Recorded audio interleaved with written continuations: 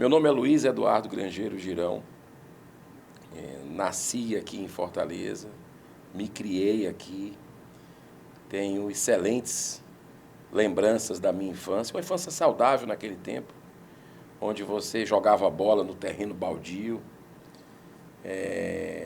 ia a pé para a escola, né? Tinha, assim, pegava a bicicleta e rodava o bairro, não tinha nenhum tipo de medo, né? Era algo assim muito natural. Nasci em 72, 25 de setembro, e uma infância muito feliz, né?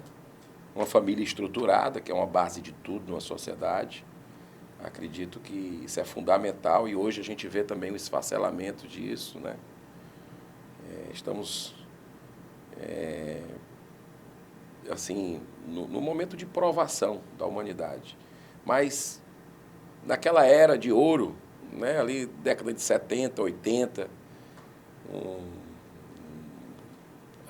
as grandes músicas até hoje, no meu modo de entender, são aquelas. Sempre fui um adepto de rock, né? E estudei ali, primeiro ali no Brasinha, depois no Santo Inácio, que era perto ali da minha casa.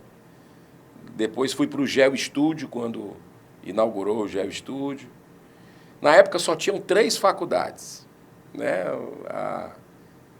A UES, a UFC e a Unifor, né? Fiz vestibular para economia e administração na UES, economia na UFC e economia na Unifor, e passei nas 3, um momento assim muito marcante, ouvindo aquele nome sendo citado na rádio, era um momento, né? E eu lembro que eu ficava ouvindo, passei os 2 dias voltando a fita para ouvir o cassete. Então, assim, sempre me dediquei muito aos estudos. Minha mãe,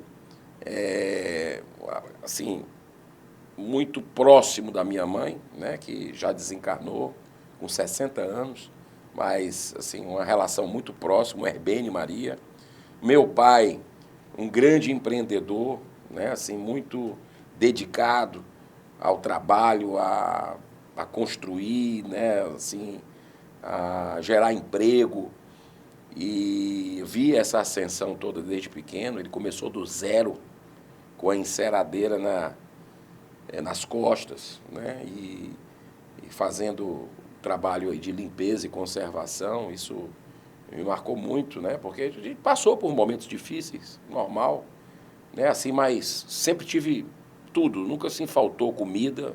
Só tenho que agradecer a Deus pela oportunidade de estar numa família dessa, com irmã menor, né, 4 anos mais nova, que é a Rosane.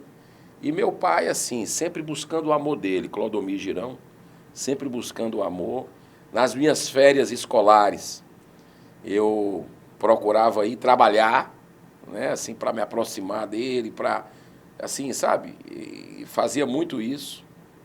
E fui conhecendo os departamentos da empresa a partir daí. Na época era Telex. Na época não tinha esse negócio de celular, essas facilidades de internet, não. Chegava o Telex, eu pegava ali, ia distribuir nos setores e tudo. Então, o primeiro salário foi trabalhando ali, né? Salário mínimo, valorizava muito isso, me relacionava bem com os funcionários. E foi como se fosse uma preparação, porque foi passando na universidade, peguei logo uma greve, acho que foi uns 5 meses de greve na UFC. Escolhi, das 3 que eu passei, escolhi ficar na UFC, né? Aquela coisa. Meu pai, economista da UFC, foi formado pela UFC. Então eu segui e peguei logo uma greve assim de 5 meses. Poxa, foi uma frustração grande, né? E isso desestimula. Só que nesse mesmo período da universidade eu sempre me dediquei muito ao trabalho. Então, já estava numa posição boa dentro da empresa. Como ela tinha filiais, a matriz em Fortaleza, mas filiais pelo Brasil, né? Acho que em 8 estados brasileiros, eu viajava muito, né? Então, nunca concluí a universidade, porque sempre assim, colocando o trabalho como prioridade, né, na minha vida. E de tanto me dedicar ao trabalho. A empresa foi crescendo, graças a Deus eu fui adquirindo cada vez mais uma posição hierárquica, crescendo dentro da empresa, e só pensava em trabalhar. Era trabalhar no final de semana, era trabalhar em feriado, deixava os amigos a quinto lugar, família em quarto lugar, e uma das empresas teve dificuldade em Brasília, olha as coisas da vida, né? E eu fui passar uma temporada lá, e até para economizar. A empresa estava numa situação financeira difícil, porque tinha sido adquirida e já estava numa situação financeira difícil. E eu senti aquilo, somatizei muito aquilo. E não vim a Fortaleza, passei uns 4 meses para economizar dinheiro, né? Então, eu ficava lá, em Brasília, trabalhando final de semana, organizando, sabe? E aí eu tive síndrome do pânico. Esse momento, para mim, foi chave, né? Porque eu fui batizado, católico, minha mãe católica, toda a família, mas não praticante. Fiz primeira comunhão, mas um pouco afastado de Deus ali. Trabalho, materialismo. E a dor é uma bênção que Deus envia aos seus eleitos. Hoje eu entendo. Foi um presentaço para mim. Ali a minha vida foi antes e depois dessa síndrome do pânico. Porque o chão abriu, eu achava que ia morrer, tinha convicção, 20 e poucos anos de idade. Naquela época não tinha literatura sobre isso. Hoje você tem, em todo lugar que você vai, na internet, você tem os médicos, psiquiatras, psicólogos, todo mundo sabe. Mas na época não. Então, nesse dia que eu fui 6 vezes no hospital, quando eu saía de lá eu voltava. Quando chegou na terceira vez, os médicos, terceira vez, pô, esse cara, vamos dar um sossega-leão para ele aqui e tal, porque começava uns a rir e tal. Porque era alguma coisa desconhecida, né? E foi duro ali para mim, para ir me recuperando. Ali eu conheci, né, naquele momento, um livro que me marcou muito, né, naquele período de restabelecimento, né, situação difícil, eu tinha que dormir perto de alguém segurando a mão, né, era de parentes e tudo, porque nesse momento eu estava fora de Fortaleza, não estava nem com a minha mãe, nem com meu pai, né. Depois que meu pai foi, porque eu não tinha coragem de pegar um avião. Entrar dentro de um avião era terrível, uma coisa que eu sempre fiz, viajar de avião para trabalhar e tudo. E ali meu pai foi e tudo, mas nesse período de uma prima minha que eu ficava segurando a mão dela para dormir, né? Ela com o marido do lado e eu segurando a mão dela. E nesse período eu descobri um livro que praticamente caiu na minha mão numa livraria ali. Foi um negócio estranho, foi bem transcendental, né? Um livro chamou a atenção, mexeu assim, eu fui lá, peguei, era um livro chamado Muitas Vidas, Muitos Mestres. O livro de um psiquiatra americano, o Dr. Brian Weiss. E foi muito forte, porque era em espanhol esse livro, né? Um sebo, uma coisa, eu peguei, fui vendo, aquilo me chamou a atenção muito. Comecei é um livro que fala de experiência de vidas passadas, né, de regressão. Ele é um psiquiatra famoso nos Estados Unidos, best-seller, e que, na época dessas descobertas dele, voltar não à vida intrauterina, o retorno dele era outras vidas.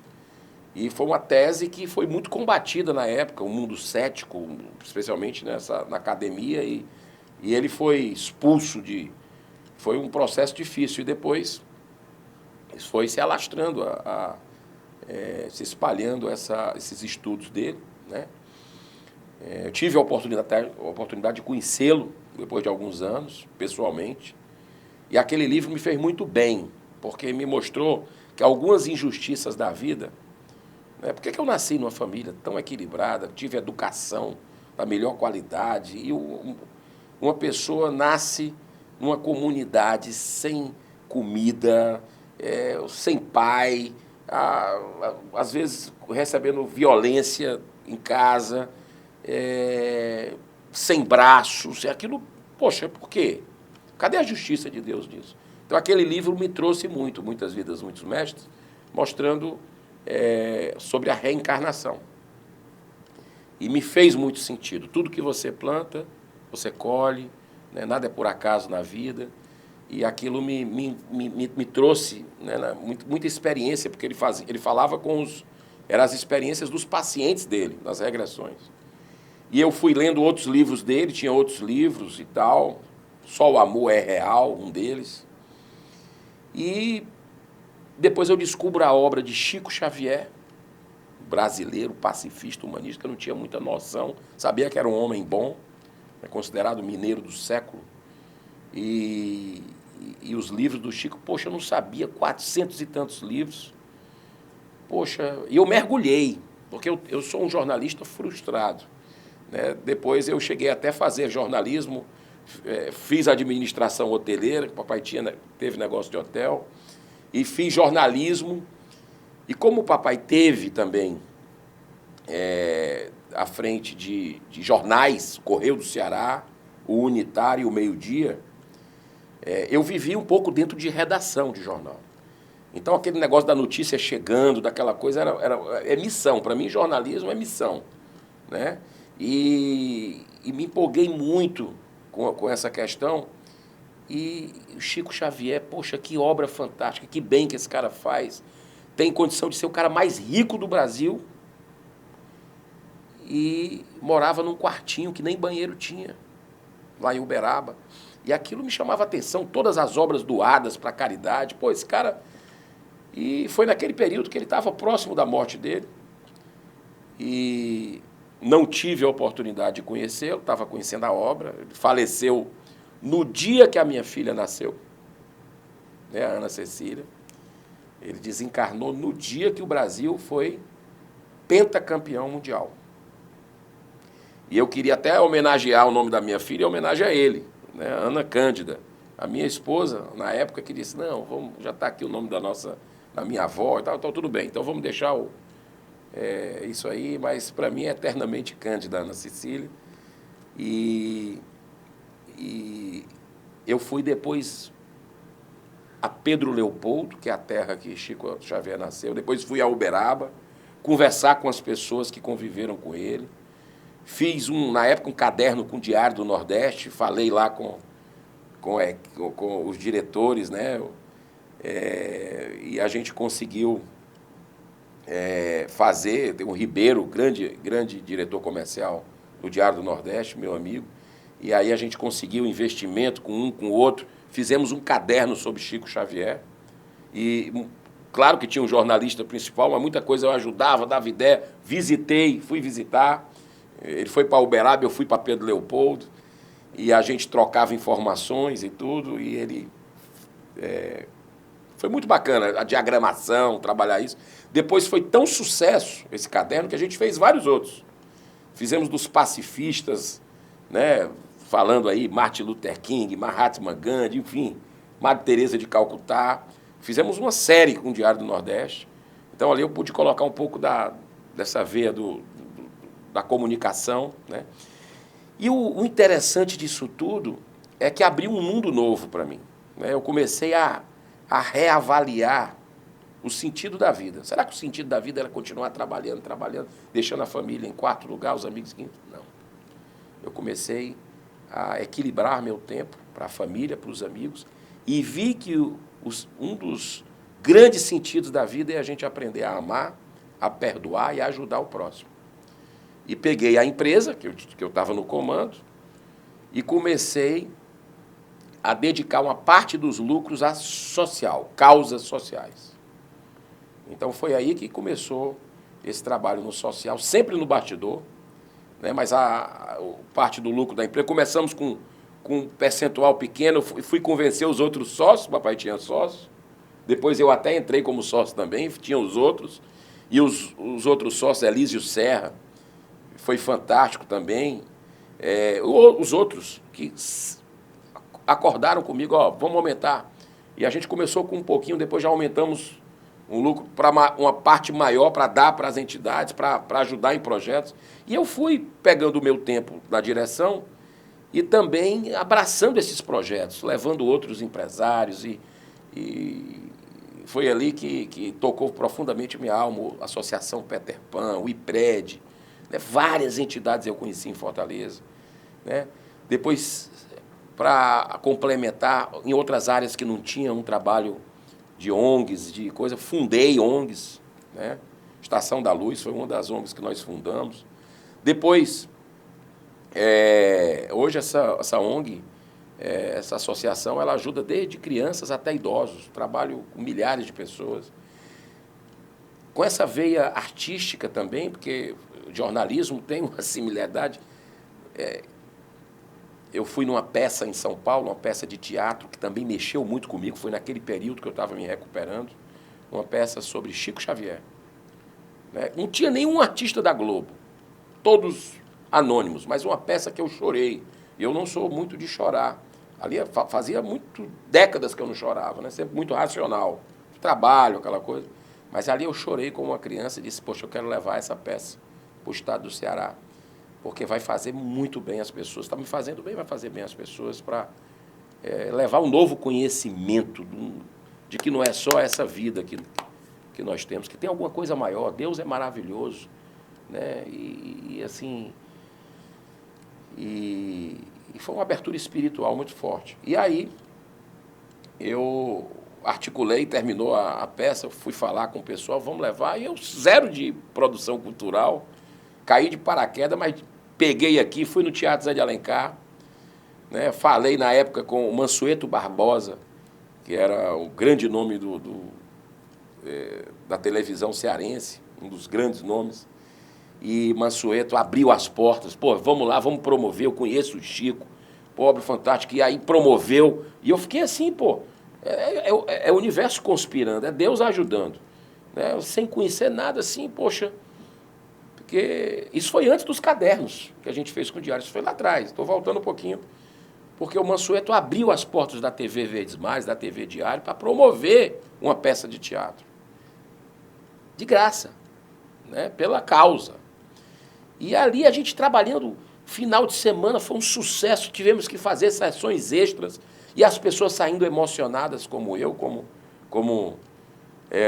saí do teatro em São Paulo e as pessoas saindo do Zé de Alencar, poxa vida, cara, eu queria ter trazido meu primo, depois nós fizemos outras temporadas e tal, e eu disse, temos que fazer uma mostra de teatro com essa linha de cultura de paz, de espiritualidade. E a partir daí,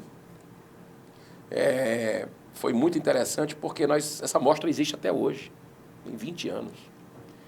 Já foi, não sei se é ainda, porque eu não estou mais à frente, o maior evento beneficente do estado do Ceará, de arrecadação de alimentos, porque o ingresso era arrecadação, era alimento.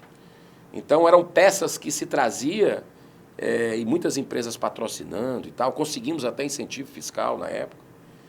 E peças do Brasil inteiro dentro dessa linha. Eu não sabia que existia isso e começamos a descobrir.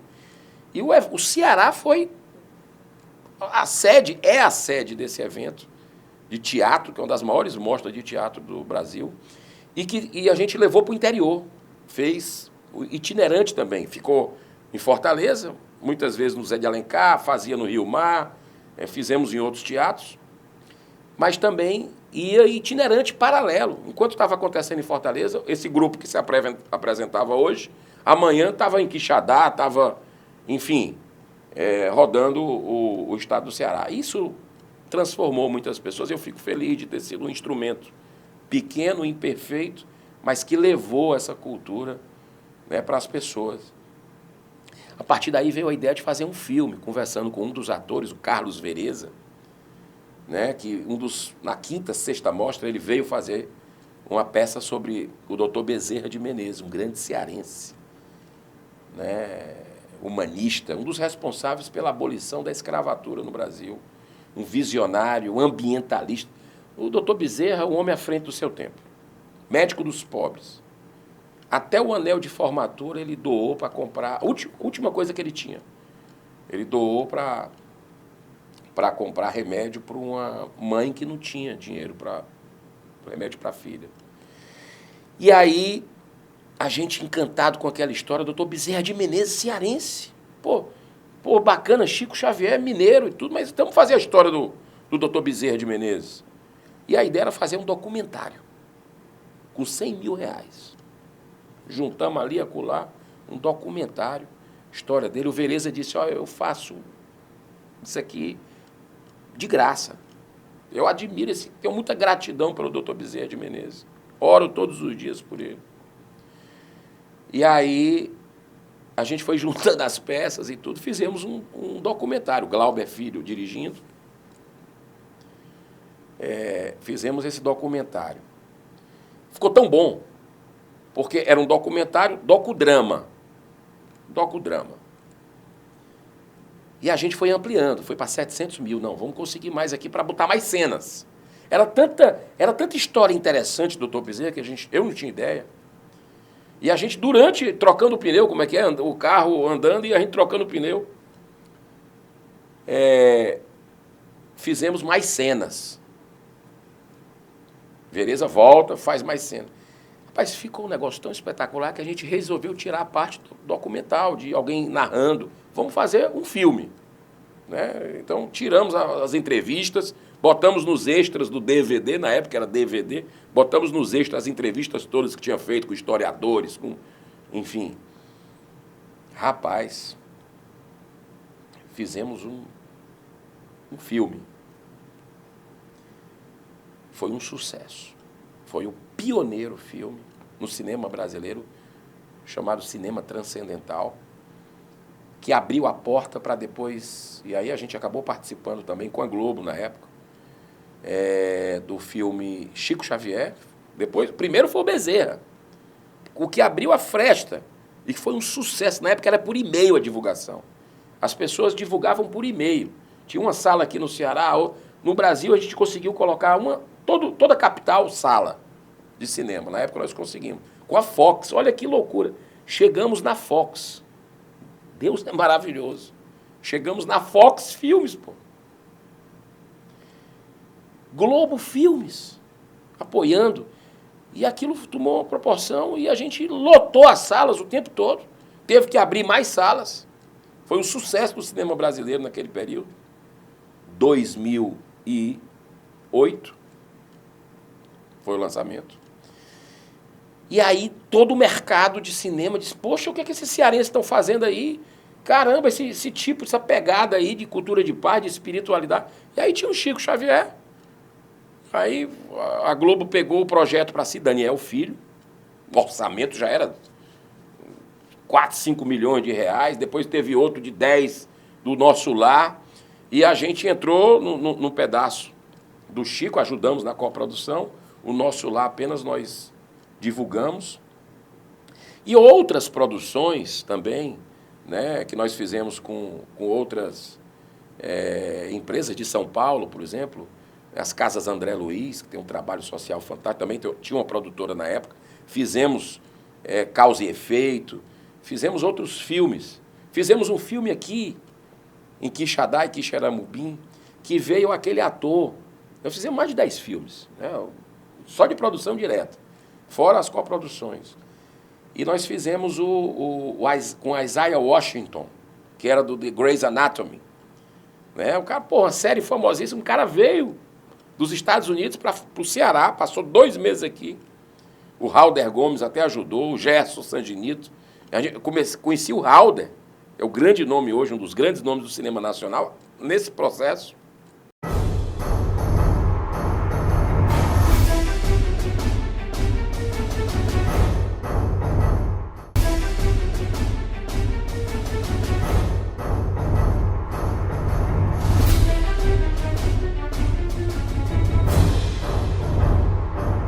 O meu amigo de infância, que é o Fortaleza Esporte Clube, o nome do filme era Loucos de Futebol.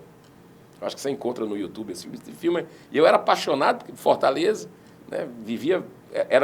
Sempre foi o meu hobby, né? E meu pai viajava muito, então eu ficava aqui acompanhando futebol e viajava com o Fortaleza, ia acompanhar o time no interior do estado, ia para a escola, para o Santo Inácio com a camisa do Fortaleza, o pessoal me conhecia. Quando o Fortaleza perdia, eu ficava ficava sem comer, sem, sabe, chorava, era aquela coisa toda. Mas nós fomos caminhando nessa produção de cinema e aconteceram coisas espetaculares a partir daí. Essas produções todas e até hoje você tem. Depois fizemos o filme do Divaldo Franco. Esse de Quixadá e Quixeramobim envolvia ufologia e espiritualidade. Sobre a aparição de OVNIs lá, um assunto que eu sempre me interessei, desde pequeno, essa questão de extraterrestre. É muita pretensão do ser humano você achar que está sozinho no universo, né? Então, assim, eu sempre gostei de pesquisar sobre isso, ver documentários. Hoje em dia está cada vez mais forte, né? Cada vez mais aparições, os governos abrindo os arquivos secretos militares sobre isso, muita coisa forte, né? E nós fizemos um filme, há 15 anos atrás, mais ou menos, 10 por aí, lá em Quixadá e Quixeramobim, chamado Área Q, com a Isaiah Washington, com o Murilo Rosa e com a Tânia Kalil. Filme delicioso sobre, você sabe que pesquisas internacionais em Quixadá sobre esse assunto também, aparições, até abduções, né? E a gente fez esse filme maravilhoso também. Então, assim, aí a gente foi conhecendo o pessoal do cinema, já conhecia do teatro, participei dessa produção cultural. Então eu venho, olha só, da área empresarial, né, a ONG, fundando ONG, ajudando outras, conhecendo gente do bem, né? Depois, futebol. É interessante, porque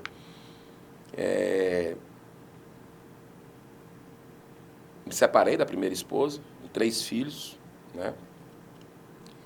E Deus me abençoou para conseguir reunir todos os filhos no segundo casamento. Então, graças à compreensão da minha primeira esposa, que eu só tenho gratidão, permitiu que a gente reunisse para passar um ano sabático nos Estados Unidos. Então, eu fui, 2015, mais ou menos, foi logo depois do gol do Cassiano, né? Foi interessante, porque eu estava ali atrás do gol com os meus filhos, em momentos chaves do Fortaleza, né? A gente sempre junto, desde pequenos meninos, sempre levei para o estádio, arquibancada, e aí a gente teve aquela emoção e tudo, aí fomos para os Estados Unidos passar esse ano sabático. 5 filhos, tenho 3 do primeiro casamento e 2 com a minha esposa, a Márcia Té, jornalista, né, uma das fundadoras ali da TV Diário, desde o começo da TV Diário e tal. E aí a gente foi todo mundo junto nesse projeto para integrar a família, né, os filhos do primeiro, os filhos... Rapaz, foi espetacular. Estava lá, com pouco tempo que eu tinha chegado, o Geraldo Luciano, um dos maiores executivos do Brasil, uma pessoa que sempre ajudou o Fortaleza, poucas pessoas sabem disso, sempre ajudou o Fortaleza, passa gestão, sai gestão, e nos bastidores, sem aparecer. E o Geraldo diz, Girão, está tendo um problema aqui no Fortaleza, perdemos, saímos da Copa do Brasil prematuramente, saímos do Campeonato Cearense, saímos da Série C, mais uma vez, aquela situação toda, está uma situação difícil, política interna do clube. E você, que, poxa, é um cara que gosta de agregar, porque os filmes da cultura de paz, da espiritualidade, a gente vai, né? As pessoas veem uma imagem pacificador e tal, precisamos de você, tal, vamos lá juntar aqui todo mundo. Aí eu disse, não, cara, eu não, estou aqui num projeto, pô, estou torcendo, eu ajudo. Vamos arrumar. Aí peguei o telefone, liguei para uns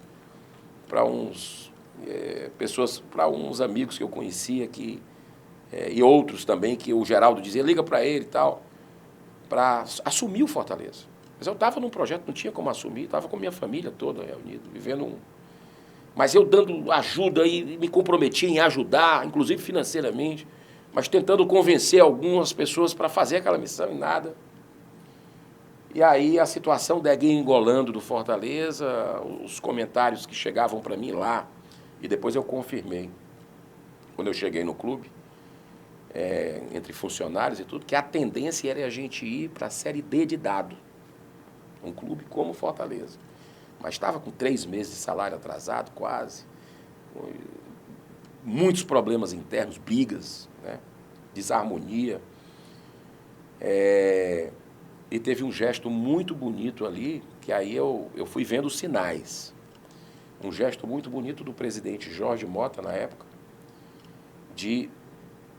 ele tinha mais tempo de mandato, sei lá, 1 ano, 2 anos de mandato, mas ele sentiu ali, teve o desprendimento, né, de renunciar, se colocou à disposição para renunciar coletivamente com a sua diretoria, e aí foram todos também, os outros diretores, né, o vice-presidente, o Enio e tal, para que eu pudesse assumir, para que uma pessoa pudesse fazer esse papel de agregar. E o Geraldo foi o grande maestro disso, porque eu estava lá, e o Geraldo foi conduzindo aqui, mas eu ainda estava muito, poxa, a família é a base de tudo, eu não podia.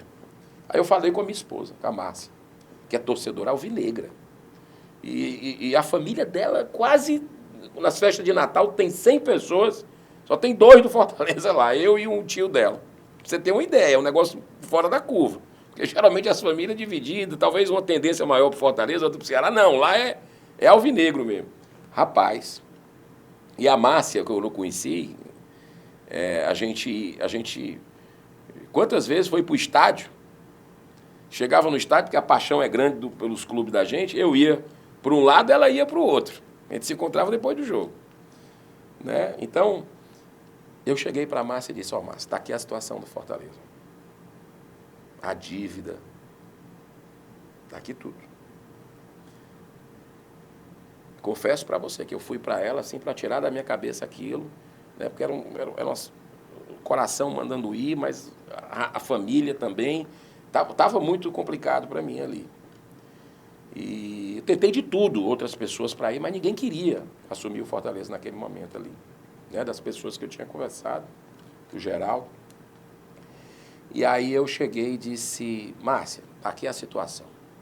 E o retrato era o seguinte, tudo o que eu tinha trabalhado a vida inteira e tinha líquido, sem tirar imóveis, tudo líquido na conta, ia embora nos primeiros 3, 4 meses se eu assumisse o clube. Porque não tinha receita, a receita do patrocínio era pequena, o sócio-torcedor era lá embaixo, a torcida chateada com o clube, 8 anos numa série que não é dele, né? E a gente não tinha perspectiva de receita.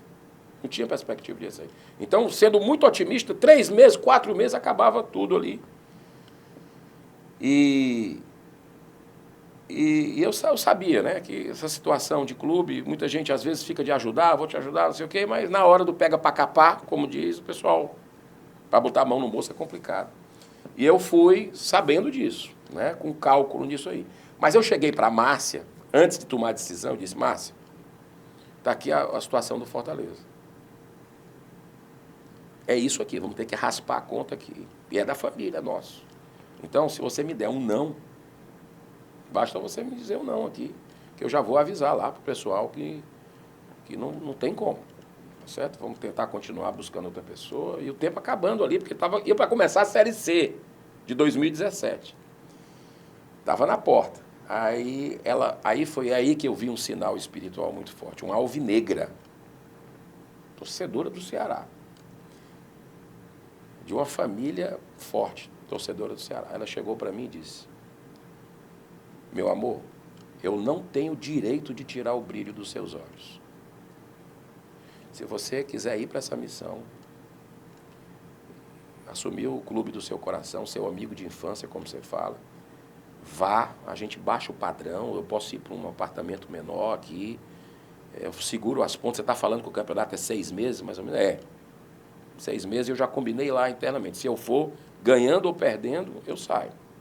Mas eu preciso conversar com você. Se você disser não, então ela teve um desapego ali, uma coisa que para mim foi um sinal claro. Eu não podia mais deixar de ir. Quando a minha mulher diz isso, dá uma demonstração dessa, aí eu fui. Né? Eu vim a Fortaleza, a família ficou, eu vim para Fortaleza. Era um dos primeiros a chegar no clube, dos últimos a sair. Trouxe o Marcelo Paes, fiz questão, ele tinha sido diretor de futebol do Fortaleza, tinha saído naquele momento lá, estava complicado, porque o time vive de vitória e às vezes naquele momento a bola não entrava. E depois a gente vai entender algumas situações internas, que a bola não entra por acaso. Né? E aí eu disse, Marcelo, conheço você de outros carnavais, das pautas que a gente defendeu, pela vida, pela família. A gente participava de um movimento, Move Paz também. Né? E o Marcelo, a gente fez no Darwin alguns eventos, tudo de idealismo, tudo de trabalhar para o próximo. O Marcelo sempre muito firme. E eu sabia que ele entendia bem de futebol, que ele gostava, ele sempre gostou. E eu disse, Marcelo, tu vai ser meu primeiro vice, cara. Eu quero que você seja, eu estou fazendo a chapa aqui, me deram liberdade, eu quero o primeiro vice. E depois tive a bênção também de ter o segundo vice, o Marcelo Desidério, chamei. Ele que já tinha uma experiência, já tinha sido presidente do clube lá atrás. Montamos uma diretoria, né? Tive carta branca para fazer isso, marketing e tal, financeiro, turma maravilhosa. Me apresentei ao elenco lá em Belém do Pará, no primeiro jogo da Série C contra o Remo. Olhei no olho de cada jogador. Me apresentei, ouvi cada um. Fizemos um pacto ali. Né? E o pessoal dizia, não, vamos cumprir, não. O jogador de futebol, na hora da decisão ali, no jogo mais importante, vai querer te tirar, vai chantagear, fazer alguma coisa. Eu disse, não pode. Não. Certas coisas, mitos do futebol, eu ficava, como é que pode? O cara faz um gol, dedica a Jesus. O goleiro faz uma defesa espetacular, dedica a Jesus. O cara vai falar, não bate isso, não bate. E realmente não bateu. Tudo que eu combinei com aquele elenco, eles cumpriram também. A regra da boa convivência é o respeito. Né? Eu cumpri também tudo. Então foi uma parceria, homens de verdade, a comissão técnica, todo mundo, os funcionários do clube, abnegados, passaram por tantos altos e baixos, lá firme. Nós organizamos, profissionalizamos, né? Um trabalho conjunto. Eu estava na presidência, mas eu botei um tijolo. Deus multiplicou através da boa vontade de todo mundo ali. E nós subimos. Tem muitas histórias interessantes que daria vários programas, esse período que eu passei. Muitas pessoas acham que foi muito tempo, uns 7 meses. Porque era o campeonato ali e depois mais uns torneios, umas situações que a gente teve que organizar para a vinda do Ceni na época. E eu saí, né? O Ceni chegando e eu saindo, com a consciência tranquila e paz, porque tinha deixado um bom presidente, né, que é o Marcelo Paes, com a diretoria, manteve praticamente todo mundo, e com um técnico, né, porque ali teve uma história que daria outro programa, só a história do Ceni e do Antônio Carlos Zago, né, que foi o técnico que subiu o Fortaleza. E depois, mesmo a gente já tendo planejado 2018, o ano do centenário, né, e eu voltei para a minha família, conforme combinado, né, e o Zago pede para sair na hora que eu estava voltando. Aí eu tive que suspender, segurar um pouco, até dar tudo certo aí com o Rogério Ceni, aí eu pude ir tranquilo. Mas fiquei acompanhando lá, conversando com o Marcelo, quase que sempre, né? E Marcelo regou a semente, está regando até hoje. E o Fortaleza, graças a Deus, no seu centenário, 2018, 2019, 2020, foi anos de ouro até hoje, 2024, graças a Deus. Agora o segredo é o seguinte, é a união. Precisa trabalhar isso sempre, porque é natural do ser humano, natural de todos nós. A questão do orgulho, da vaidade, né? Então, o trabalho tem que ser com muita humildade, fé, união. A gente já viu filmes do Fortaleza no passado, que quando se perde uma coisa ou outra, a coisa degringola, e futebol é isso, é ética. A bola não entra por acaso. Você faz, se você plantar a semente, você colhe o que você planta. Mais cedo ou mais tarde, está cada vez mais cedo. Então é um trabalho ético. Né? Eu, sinceramente, sempre respeitei muito o Ceará Sporting Clube. Né? Já me fez muito chorar na infância e adolescência. Mas, assim, rapaz, não tem coisa mais linda do que um clássico rei. Vamos combinar. Aquele Castelão. Seja no PV, no Ceará e Fortaleza. É coisa linda demais, aquelas energias ali. É um negócio de arrepiar. É o melhor clássico do mundo. E olha que eu já fui. Muitos clássicos, no Brasil e fora do Brasil. Mas aquele nosso ali é um negócio centenário, um negócio assim, energia. E uma das primeiras coisas que eu fiz como presidente do Fortaleza na época, eu fui criticado por uma torcida do Fortaleza que era radical, e eu entendo. Estava muito chateada pelos 8 anos na Série C, sem paciência. Mas uma das primeiras coisas que eu fiz questão de ir foi visitar o presidente do Ceará. Fui lá, o Robson de Castro. Eu disse para ele, Robson, eu fui muito bem recebido. E eu disse, Robson, cara, estou assumindo Fortaleza, mas, bicho, está tendo 5 mortes, mais ou menos. Era mais ou menos esse número. Por clássico rei. Porque o cara está com a camisa no terminal de ônibus do teu time ou do meu, passa o outro e rival, né, que chama, e vai lá e, bicho, nós não somos inimigos, cara. Nós podemos ser adversários. Dentro do campo, claro, é um querendo ganhar do outro. Mas fora do campo, nós somos irmãos, filhos do mesmo Deus. Não somos adversários, mas não inimigos. E ele tem a verdade, pô. Tá errado isso aqui mesmo. Vamos tentar fazer parceria. E começamos. Primeiro jogo, Clássico Rei. Ele me convida para eu ir pro camarote do Ceará. Eu com a camisa do Fortaleza, ele com a camisa do Ceará. Espetacular. A imprensa, ninguém tinha visto aquilo ainda, que todo mundo...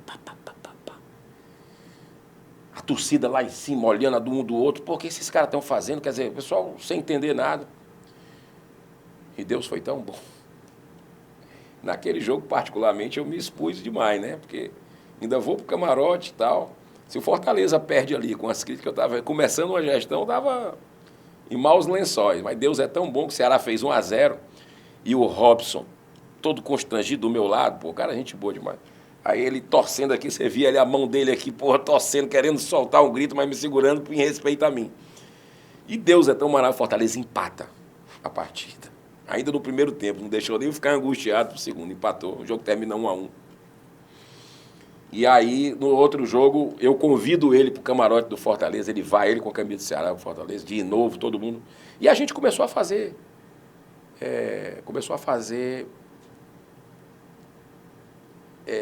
ações de cultura de paz. O exemplo tem que vir de cima. Qual é o de cima do futebol? Os 2 presidentes. E aí, os jogadores começaram a entrar alternados, quando era Clássico Rei, um do Fortaleza, um do Ceará, um do Fortaleza, do Ceará. Do Ciro também nunca tinha visto aqui. O mascote do Leão, né, o nosso Juba, mascote do Fortaleza, com a bandeira alvinegra, com o nome Paz. Bandeira preta e branca com o nome Paz. O mascote do Ceará, o Vovô, com a bandeira tricolor, azul, vermelho e branco, com o nome Paz, e balançando. Essas imagens circulam até hoje. Foi ali durante o nosso período. E depois foi regado pelos tanto o Marcelo Paz como o Robson, ficou até pouco tempo e tal.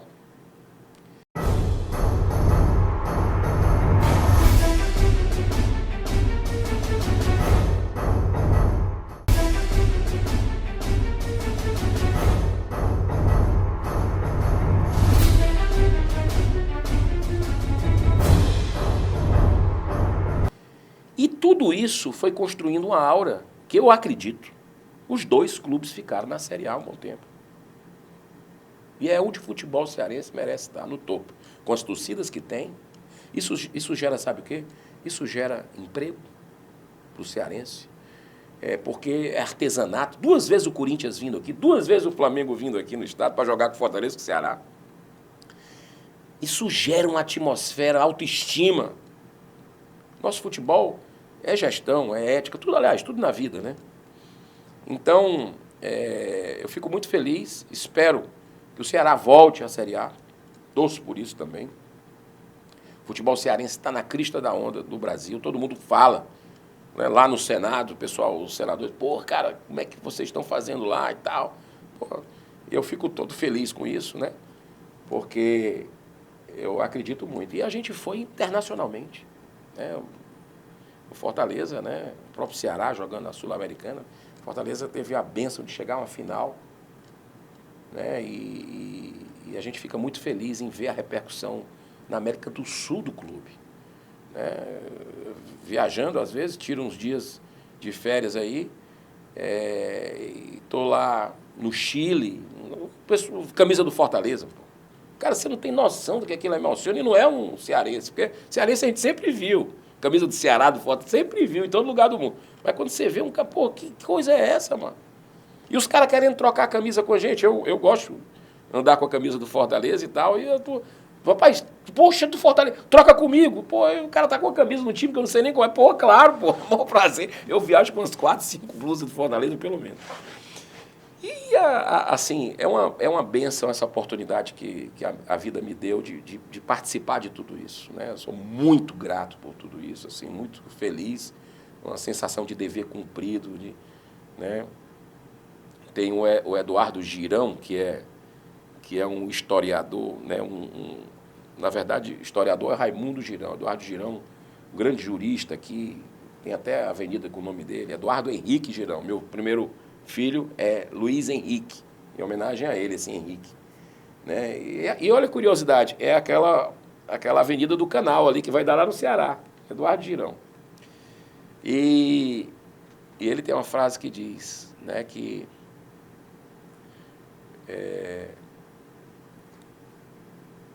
há duas alegrias perenes na vida: o bem realizado e o dever cumprido. São fontes de alegria perene na vida, né? Então, eu me sinto muito feliz em participar disso. E aí, na questão da política, foi uma consequência, né? Porque terminou a missão no Fortaleza, eu fui embora para os Estados Unidos. Se eu tivesse algum interesse na política, eu teria ficado como presidente do Centenário, e a pressão foi enorme. A torcida queria que eu ficasse, mas foi um negócio difícil para mim. Me abordava na rua, você tem que ficar, você não pode. Eu ouvi falar que você vai sair e tal. E foi difícil, mas eu senti que a minha missão estava cumprida. E Deus abençoou, graças a Deus, né? E o Fortaleza continuou bem. E eu fui continuar meu ano sabático lá. E aconteceu uma coisa impressionante, né? Uma das cidades mais seguras dos Estados Unidos, que eu morava, com a minha família, estava passando esse período. Lá se compra arma de fogo numa loja de tênis. Muito fácil. E eu, no dia dos namorados, lá, meu Valentine's Day, 14 de fevereiro de 2018, no ano do centenário do Fortaleza, eu tinha saído do Fortaleza em novembro. Em fevereiro estava lá, projetos. E aí, um garoto comprou uma arma legal, foi na escola que estavam meus filhos, escola pública, e abriu fogo. Meu filho sai, e eu pergunto, eu tinha sido um dos primeiros pais a chegar, não foi por causa disso. Eu nunca tinha ido buscar meus filhos, porque o sistema funciona. Vai buscar, o ônibus pega na porta de casa e deixa na porta de casa. É um negócio impressionante. Como tem que ser, né? Coisa com respeito. E aí, era a final da Copa da UEFA. E como louco por futebol, meus filhos também e tal, a gente tinha combinado para buscar mais cedo, 20 minutos, para pegar mais cedo para ir assistir o jogo num restaurante brasileiro. E eu fui um dos primeiros pais a chegar, uma escola com 4.000 alunos, eu fui um dos primeiros pais a chegar. Então, soou o alarme e tal, só que eu perguntei, filho, está tudo bem? Ele estava saindo e disse, não, papai, aqui vive tocando o alarme, não tem nada demais não, é alarme falso. Aí, quando ele desliga o telefone, ele liga de novo. Não, papai, estão dizendo aqui que é um atirador. Aí o coração gela tudo, né? Mas cadê você? Ele disse, não, já estou aqui quase fora da escola. Então venha, eu estou aqui fora. Aí ele chega. E cadê sua irmã? né? Tava chegando, desligando o telefone, chegando. Cadê sua irmã? Tava tentando ligar para ela agora, papai, não estou conseguindo. Aí a gente ligando e nada. E ela é totalmente digital. Antes do telefone tocar, ela já está atendendo. E não atendia. E chega as informações, é muito rápido. Eu olhei para cima naqueles instantes, já era helicóptero da televisão, da SWAT, era chegando a polícia, tá um negócio rápido, FBI. E aí, nada da minha filha atender. Chega a informação de que era no prédio que ela estava, era no lugar que ela estava. Nesse momento eu me ajoelho com meu filho, a gente começa a orar. Ele tem uma sensibilidade impressionante. Voltando um pouquinho, 2015, antes, no último ano que a gente estava, ele disse, quando o Ceará fez o gol, que ia levar o Penta, lá do jogo do Cassiano, o gol do Cassiano, a gente estava atrás do gol. Muita gente já indo embora, eu sentei, sem acreditar naquilo, triste, porque ali no momento chave Fortaleza. O meu filho disse, meu filho não se levantou, esse meu filho, ele tem uma sensibilidade disso. Pai, Fortaleza vai bater o centro, vai fazer o gol. Mas disse com a tranquilidade que eu olhei para ele, filho.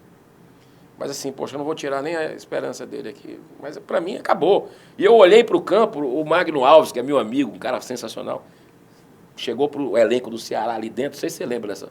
Isso acabou o jogo. E o Fortaleza bate o centro e acontece aquele gol que em 80 anos, 100 anos, a gente não vai ver uma coisa daquela. E ele disse. E nessa hora que a gente termina a oração, ele disse, papai, ela está bem. Fique tranquilo, eu tenho convicção que ela está bem. Aí eu já tinha... Rapaz, ele acaba de falar, toca o telefone. Era ela, chorando, o FBI tirando naquelas filas indianas, passando pelos corpos. E ela conta tudo, muito emocionada. Lá fora, que o professor dela foi morto em sala de aula, as amiguinhas dela foram mortas. E naquele momento, eu, ao longo da minha vida, por defender causas, em defesa da vida, contra o aborto, contra as drogas, contra jogo de azar, eu sempre me envolvi nesse meu caminhar pela vida. Eu fui vendo injustiças e vendo o que era melhor para o meu país, para o meu povo. Eu me engajei em algumas causas, convicção, estudei as causas, participei de debates. Quantas vezes eu fui no Senado nem sonhando um dia ser senador, estar como senador, que é um negócio assim que a ficha, né? Eu fui lá para o Senado e para a Câmara segurar cartaz, pegava chuva. Muitas vezes eu não entrava no Senado e nem na Câmara, ficava lá fora, porque já estava lotada a sala, e eu ficava pegando chuva, com cartaz na mão. Olha as coisas da vida. E sempre abracei essas causas. E por abraçar essas causas, alguns políticos, ao longo da minha vida, me chamaram para entrar na política. E eu disse, de jeito nenhum, meu negócio é bastidor. Política partidária, nem pensar. E eu sempre recusei. Depois desse atentado, por gratidão a Deus, eu disse, poxa, tudo que eu conheço até hoje, todas as provas, acompanhando ali nos Estados Unidos aquele momento da Lava Jato, prendendo o político corrupto, o empresário corrupto, aquela coisa, vibrando com o Brasil, justiça para todos, a causa da vida, da droga ali, tudo sendo falado, aquilo. E eu sempre torcendo, mas quando aconteceu isso, por gratidão a Deus, eu disse, meu Deus, a primeiro que me convidar agora, eu vou topar entrar na política. Para retribuir tudo isso que eu tive na minha vida, educação, todo o conhecimento. Né? E foi o que aconteceu. Ali foi o que aconteceu. Entrei na política e assim, a ideia era deputado federal na época. A ideia era deputado federal. Ok, tranquilo. Só que quando eu chego aqui, mesma coisa, parece que o Fortaleza foi um treino. A família ficou lá, falei com a Márcia de novo. E a Márcia disse, vá, teve esse convite, vá. Foi o capitão Wagner, na época que me convidou, que lutava praticamente sozinho contra a oligarquia aqui no Ceará. E eu vim. E era deputado, a ideia era deputado federal, aquela coisa. Só que Senado já estava decidido. Era WO. Na cabeça de todo mundo, não. É o Eunício, presidente do Senado, e o Um Cid, ex-governador, caneta na mão, todo mundo, não tem para ninguém. E aquilo foi me incomodando, me incomodando, me incomodando. E eu dizendo, capitão Wagner, tu tem que ir para o Senado, cara. Você tem que ir para o Senado. E aí teve uma reunião com o Tasso Gereissati, que eu sempre tive assim, né? Poxa, o cara, a história do Ceará é antes e depois dele, vamos combinar. Né? E, poxa, e reunido ali com ele e dizendo, falando. Aí eu, terminou a reunião, disse, Wagner, poxa, o próprio Tasso aqui querendo que você vá para o governo, mas eu acho que você deve ir para o Senado, pô. E fiquei insistindo, o Senado não pode, o Ceará, o estado do Ceará, pô, tem que ter alguém, pô, diferente deles. Tem que ter alguém que tenha ideias novas para cá, que não esteja com problema na justiça, que não faça velha política, tem que ter alguém, vamos lá. Não vou, tu já tem um compromisso para deputado federal com os outros. Aí teve uma hora que eu insisti tanto que ele disse, vai tu. Se vacilar, eu vou. Então aí foi tudo o que aconteceu, um milagre, o povo do Ceará, sou muito grato, por isso que eu levo tão a sério o mandato do Senado, nunca faltei. Tudo que eu me comprometi durante a campanha, a gente só teve perna para andar em 60 municípios, dos 184 municípios. Porque estrutura pequena, os outros de avião, de helicóptero, tudo que eu me comprometi, eu cumpri. Todas as pautas que eu sempre defendi na minha vida, eu defendo. Entendeu? E levo a sério, porque missão política é missão de vida, é chamado. E para mim foi. E é. Então, eu me dedico de corpo e alma e estou muito feliz assim, com o resultado, com as pessoas gostando de política, andando aqui por Fortaleza, no interior do Ceará, as pessoas acompanhando o trabalho da gente, né? E muita gente inspirada, inclusive, para entrar na política. Eu acho que talvez o papel seja esse. Né? Eu acho que a política não pode ser meio de vida. Né? Você tem que ir com uma missão. Por isso eu sou contra a reeleição. Né? E críticas fazem parte, faz parte da democracia. Eu adoro receber. Né? Então, o político que está na vida pública, quem está na vida pública tem que estar aberto à crítica. Agora, muitos estão querendo controlar. Olha só, muitos estão querendo controlar a rede social para não receber crítica. Esse é o motivo de tanta sanha de perseguição para calar os opositores, principalmente os conservadores. Né? A gente vê uma caçada implacável hoje no Brasil, quem é conservador. E eu até falo com as pessoas que defendem a vida, contra a droga, contra a jogatina, pela liberdade de expressão. Sou um defensor. Temos presos políticos hoje, um negócio surreal, rasgando a Constituição, aqueles que deveriam ser os primeiros a defender a Constituição, a resguardar a Constituição, estão rasgando o ministro do STF. E eu tenho entrado com impeachment, tenho feito um bom combate, muitas vezes quase clamando no deserto, mas o brasileiro está acordando, está gostando de política. Né? E isso está me deixando muito feliz e esperançoso com tudo isso o que vai acontecer nesse país. Né? Porque, como a minha avó dizia no interior do Ceará, ou a gente aprende pelo amor ou aprende pela dor. Então, essas nossas escolhas, desses governantes, seja Fortaleza, Ceará e Brasil, nós estamos colhendo agora o que plantamos de escolhas equivocadas. E está difícil, muita provação. Os preços das coisas subindo, atacando a família, atacando a vida. E eu digo para as pessoas que às vezes estão tristes, olha, calma. Antes, há 2000 anos atrás, jogavam a gente, os cristãos, para os leões. Agora, o objetivo é calar, é cancelar. Já melhorou, já avançou um pouquinho o processo civilizatório. Mas a gente vai resistir, porque quem está no comando é Jesus. Né? Então, é um convite que eu faço, não desistir da política. E aí eu volto a Platão, 350 anos antes de Cristo. Antes de Cristo. Ele dizia o seguinte, o destino das pessoas boas e justas, que não gostam de política, é serem governadas por pessoas nem tão boas e nem tão justas, que gostam de política. O espaço está lá. As pessoas têm que ocupar o espaço, as pessoas de bem. no que acredita. E o brasileiro está participando da política. E isso aí é um legado fantástico que a gente vê que o Brasil vai ter. Porque nós, aqui para nós somos a terceira capital do Brasil, tirando Brasília. O estado do Ceará, estrategicamente, o estado do povo maravilhoso, trabalhador, inteligente. Você vê o cearense no mundo todo aí, campeão de concurso de matemática, está nos melhores lugares. Brasileiro, poxa, brasileiro é brasileiro. O Brasil era para estar no topo do mundo. No topo do mundo. Nós temos a maior nação católica do mundo, maior nação espírita do mundo, a segunda maior evangélica, já chegando na primeira, todo mundo se relacionando bem, um povo trabalhador. O agro da gente já alimenta 1 B de bola de índio, 1 bilhão de pessoas. Já passa o PIB da Argentina no nosso agro. O Brasil é para estar no topo, basta que governantes não atrapalhem. Entendeu? Faça uma gestão eficaz, séria, ética, que tudo dá certo.